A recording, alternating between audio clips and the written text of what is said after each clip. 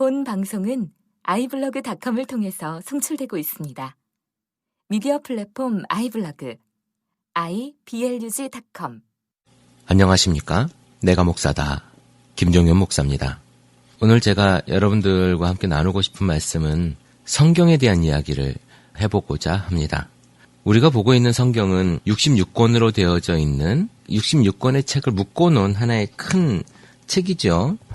그래서 창세기부터 요한계시록까지 신약과 구약으로 크게 나눠져 있습니다. 신약은 예수 그리스도 이후의 이야기, 구약은 예수 그리스도 이전의 이야기, 물론 그 중간에 중간사가 있기는 한데 우리는 그것을 빼고 신약을 바로 보고 있는 것이죠. 그러나 캐톨릭 같은 경우에는 그 외경과 위경을 같이 사용하기도 합니다. 그러나 우리는 또 사용하지 않지요. 성경이 딱 한 가지의 모습으로 나와 있지는 않아요. 개신교에서 보는 성경과 또 캐톨릭에서 보는 성경이 많이 다릅니다. 번역 또한 굉장히 많이 다양한 번역들이 있죠. 예를 들어 예전에 개역 한글판이 있었고, 그리고 개역 개정판이 있고, 새번역, 현대인의 성경, 공동번역 성경, 또 뭐 여러 가지 쉬운 성경, 제가 아는 것만도 이 정도인데요. 기독교 서점이나 이런 데 가보면 성경의 종류만도 20종, 30종이 되는 것을 볼 수가 있습니다. 저 같은 경우는 이제 아무래도 성경을 공부를 많이 해야 되니까 뭐 대조 성경, 그래서 새번역과 개역 개정판과 영어가 같이 합쳐져 있는 성경이 있고, 또 대조 성경 중에 또 공간복음서만 이렇게 따로 모아서 이 세 복음서를 공간복음이라고 보통 이야기를 합니다. 이건 신학적인 해석이고요.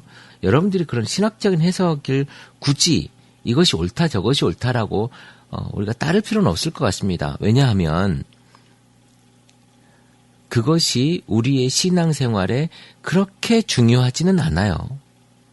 신학자들을 보면 여러분 신학이 얼마나 많은 줄 아십니까? 지금 이 방송을 듣는 여러분들이 그냥 일반 성도있을 수도 있고, 신학자있을 수도 있고, 신학생일 수도 있고, 목회자일 수도 있습니다.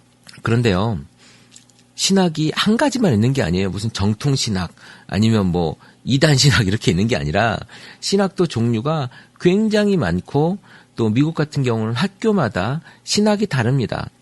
크게 나누면 뭐 우리 이렇게 보면 뭐 자유주의 신학도 있고, 뭐 또 민중신학도 있고, 해방신학도 있고, 또 우리 뭐 장로교 신학도 있고, 뭐 여러 가지 또 신정통주의도 있고, 뭐 이렇게 많습니다. 뭐 이렇게 이름을 듣는 것만으로도 뭐가 뭔지 잘 모르겠지만, 신학의 종류도 많고 신학자의 관점도 달라요. 어느 것을 정통이라고 이야기할 것인가, 우리가 고민해봐야 될 부분인 것 같아요. 목사 안수를 받으면서 어떤 이야기를 했냐면 신앙 고백을 하는 부분까지는 아니었는데, 성경의 무호서를 믿느냐라고 어느 목사님이 저에게 질문을 했어요. 저희가 이제 논문을 쓰고 나서 그 논문에 대한 시취를 하는데요. 침례교는 논문을 7개에서 8개 정도를 씁니다.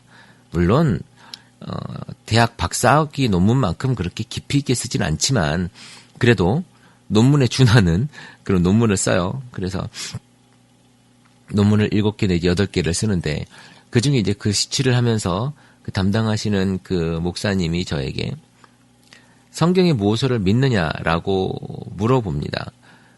성경의 무호설이라고 하는 게 뭐냐면, 성경에는 오류가 하나도 없다라고 하는 그러한 개념이에요. 신학적인 개념인데, 실제로 성경이 오류가 하나도 없느냐? 그러니까 우리의 이성, 우리의 인간적으로 봤을 때 성경에 하나도 틀린 것이 없느냐라고 말을 한다면 저는 그렇지 않다라고 보는 거예요. 성경이 우리의 이성적으로 봤을 때, 아니면 역사적으로 고증을 해봤을 때 워딩, 그러니까 문자적으로 틀린 부분, 문자적으로 다른 부분은 분명히 있다. 그러나 제가 믿는 성경은 어떠냐면, 우리에게 하나님께서 이 성경을 주셨을 때는 아주 중요하고 깊은 뜻이 있어서 우리에게 주셨을 것이다 라고 그런 이야기를 제가 믿는 거예요. 그러니까 A라고 하는 것, 우리가 마태복음만 보더라도 마태복음에 어디서부터 어디까지 14대요, 어디서 어디까지 뭐 14대요 이렇게 했는데 이게 14대가 계산이 안 되거든요. 이것을 그럼 틀렸다고 해야 될 것이냐, 아니면 오류가 있다고 해야 될 것이냐, 아니면 맞다고 해야 될 것이냐. 분명 나는 성경의 무엇을 믿는다고 이야기했는데 여기에서부터 숫자적인 부분까지 오류가 있다. 그럼 어떻게 할 것이냐 과연. 이것 또한 하나님께서 우리에게 주시는 방법의 하나라는 겁니다.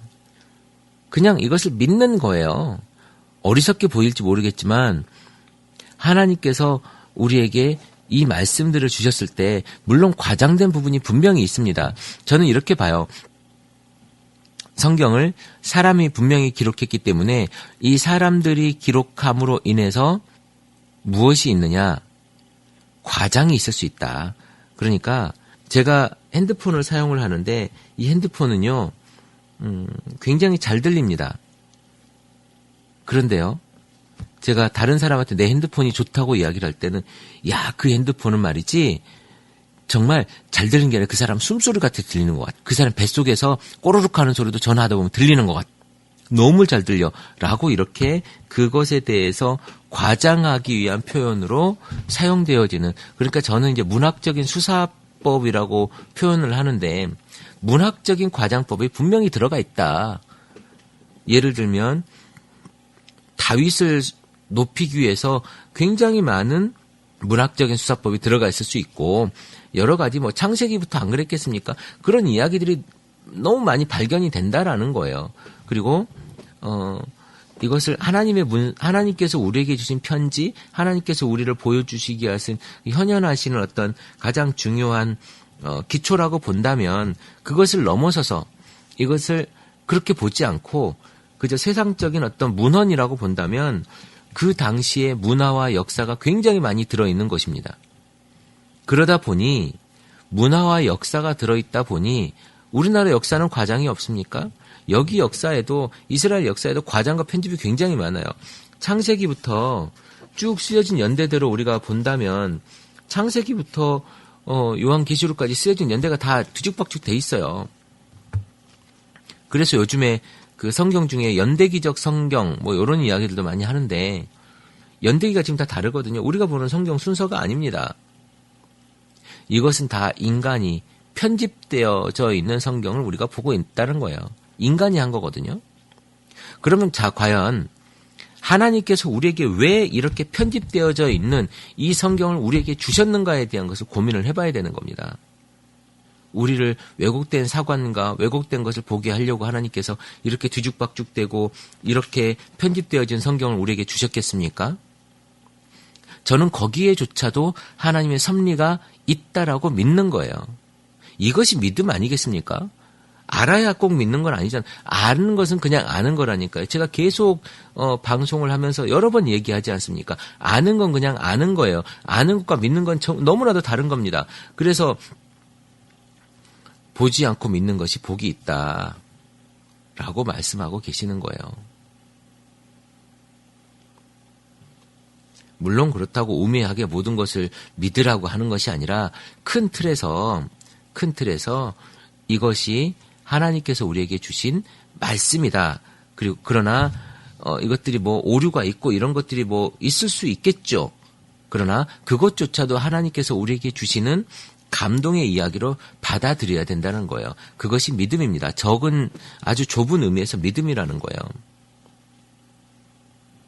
그런데 이 성경이 여기가 오류가 있고 저기가 틀리니 이거는 성경 믿을 만한 가치가 없는 책이다라고 폄훼하는 사람들도 분명히 있습니다. 그 작은 그런 것들을 보지 마시고 그런 것들이 중요한 것이 아니라 이 성경이라고 하는 큰 틀의 그 메시지를 우리가 보자라는 거예요. 그것을 찾아야지 우리가 이 성경에 대한 것들을 보는 거거든요. 나무가 정말 좋은 숲인 줄 알았더니 봤더니 잡목들도 섞여 있더라. 그래서 잡목이 있는 저 숲은 나쁜 숲이야. 그래서 우리가 가면 안 돼라고 이야기하겠습니까? 아니요. 그 잡목조차도 그 산을 유지하고 그 숲을 예쁘게 만드는데 굉장히 유용한 역할을 하고 있다라는 것을 믿어야 된다는 겁니다. 하나님께서 우리에게 주신 아주 중요한 메시지가 이 속에 담겨 있는 거예요.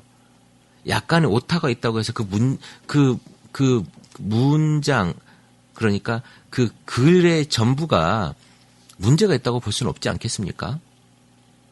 사람이 기록한 겁니다. 여기에서 또 신학적인 용어가 있는데 축자 영감설이라고 하는 게 있어요. 그러니까 이건 뭐냐면 하나님이 사람의 손을 빌되 사람의 어떤 영향력이 하나도 들어가지 않고 하나님이 사람의 손을 빌어서 쭉 써내려간 거라는 거죠. 그러니까 그렇게 되면 하나님께서 어떤 하나님의 문화와 하나님의 생각대로 써내려간 거지 사람은 하나도 거기에 개입하지 않았다라고 하는 겁니다. 저는 그것은 믿지 않아요. 축자 영감설, 하나님께서 직접 개입해서 직접 쓰셨다라고 하는 것은 믿지 않고요. 그런 건 어떤 개념이냐면 모세의 그 판에 하나님께서 불로 이렇게 써가지고 십계명을 내려주는 장면 있지 않습니까? 영화에 보면 그런 장면들이 나오는데 하나님께서 그렇게 개입하지는 않으셨다라는 거예요. 성경은 정확하게 우리에게 주신 하나님의 큰 틀의 메시지가 있는 것을 발견하면 되는 겁니다. 우리를 구원하기 위해서 하나님께서 이스라엘 백성을 택하시고 그리고 그 삶 속에서 우리에게 깨닫게 하시는 여러 가지들이 있지 않습니까? 이사야서에도 이야기하는 그런 여러 가지들, 선지서에서 이야기하는 그런 여러 가지들과 창세기와 또 모세오경에서 이야기하는 여러 가지 이야기들, 그런 것들을 우리가 큰 틀에서 받아들이고 그리고 그것들까지 만들어지게 해놓은 그 과정들, 그리고 그 과정들조차도 하나님께서 개입하신 섭리 안에서 그것들이 이루어지고 있다라고 하는 것들을 우리가 알아야 된다는 거예요. 하나님 우리에게 그런 걸 보라고 하시는 겁니다. 실예로 굉장히 많은 우리 홍해에 대한 이야기도 여러 가지 설이 있지 않습니까? 신학자들 이야기하는 설이 홍해 건너는 것이 없었다, 아니면 그 바다가 갈대바다였기 때문에 게릴라전으로 사람들을 이겼다, 이런 이야기는 너무나도 많이 팽배해져 있는 이야기인데 그냥 믿는 거예요.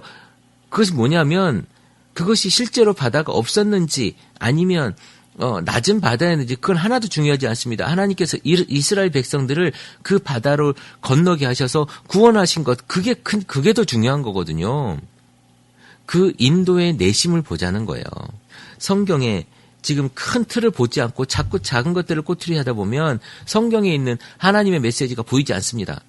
성경은 하나님께서 우리에게 주신 아주 중요한 메시지예요. 하나님을 보여주시는 그 틀이라고요. 여러분 오늘 이 말씀을 그 큰 틀에서 읽었으면 좋겠습니다. 성경을 읽으니 하나도 모르겠다. 왜 그런 줄 아십니까? 이렇게 어렵게 해야 목사들이 먹고 살거든요. 너무 말이 과격한가요?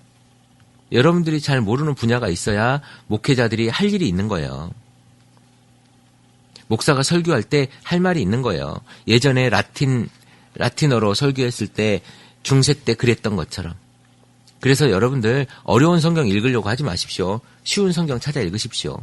그래서 그 쉬운 성경으로 어떤 내용인지 잘 알아야 되지 않겠습니까? 그래야 아는 만큼 들리는 거예요. 아는 만큼 보이는 거고. 여러분들 오늘 성경을 제가 이야기를 했는데 너무 아주 깊고 아주 중요하고 아주 큰 이야기를 제가 10분 만에 지금 하려고 하다 보니까 저도 두서가 없습니다만은 여러분 성경은 뭐가 옳고 그르다를 그렇게 깊이 따지지 마시고 여러분 이 성경의 큰 틀이 하나님께서 우리에게 주신 메시지다라고 바라보시면 될 것 같아요. 그렇게 했을 때 여러분들이 건강한 성경 읽기가 되지 않을까라고 하는 생각이 듭니다. 앞으로도 성경 이야기 그리고 어떤 아주 디테일한 이야기들도 제가 해나가겠지만 그런 부분들도 공감할 수 있을 만큼 제가 조금씩 해나가도록 노력하겠습니다. 할 말이 너무 많았는데 제가 말을 빨리 했음에도 불구하고 시간이 15분이 넘어버렸습니다. 좋습니다. 다음에 또 기회가 되면 제가 성경에 대한 이야기를 조금씩 해나가도록 하겠습니다.